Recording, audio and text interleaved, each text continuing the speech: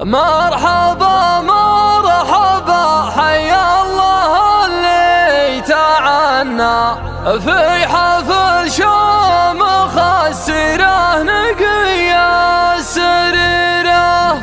كل من حدته الايام منا ومنا واحتزم في حمد ما هو يدور لغيره حالف النيل ولعها طرب وتغنى والنياس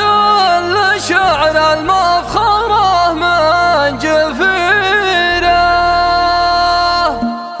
خلى القصيد اللي يجي ذيك حش وقف واخذ القصيد اللي يجي في محله من شاعر الأمان نطق لو شظره تسمع له انجوم السما وله الله ما هو كبر مني لكن والله صاف لاني في حاجات تثبت الادله مع اني من مضي ولا معطي الطاف للساحه الشعريه المستغله لكن طلال اللي بوقفاته شاف رفيقي اللي جعلني فدوة الله صفت بني عمي بعيدين الاطراف المدح اذا ما هو بشره خلاه حمد رجاه من شاف معاف من بعد ربي يتظلل بظله حمد لا منه اشتد ميقاف هو سيفنا الليل المصايب نزله ربع الرخل الراحه واربعه وصف حمد ليوم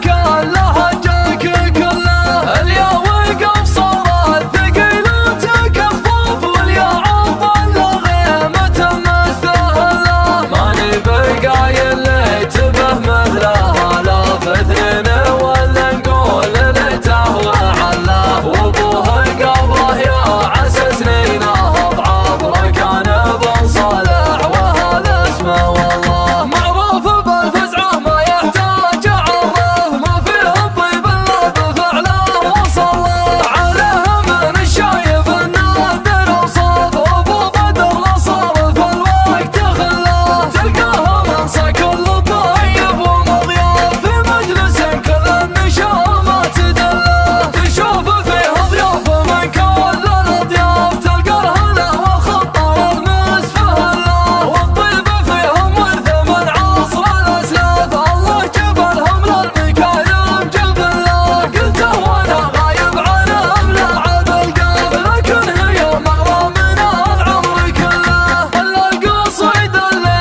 يجي ذيك حش وقف واخذ القصيد اللي يجي في محله من شاعر الامان نطق لو شظره تسمع له انجوم السما وله الله ما هو كبر مني لكن والله صاف لاني في حاجات تثبت الادله مع اني من مضي ولا معطي الطاف للساحه الشعريه المستغله لكن طلال اللي بوقفاته شاف رفيقي اللي جعلني فدوة الله صفت بني عمي بعيدين الاطراف المدح اذا ما هو بشره خلاه حمد رجاه من شاف معاف من بعد ربي يتظلل بظله حمد لا منه اشتد ميقاف هو سيفنا الليل المصايب نزله ربع الرخل الراحه وصف حمد ليوم كان له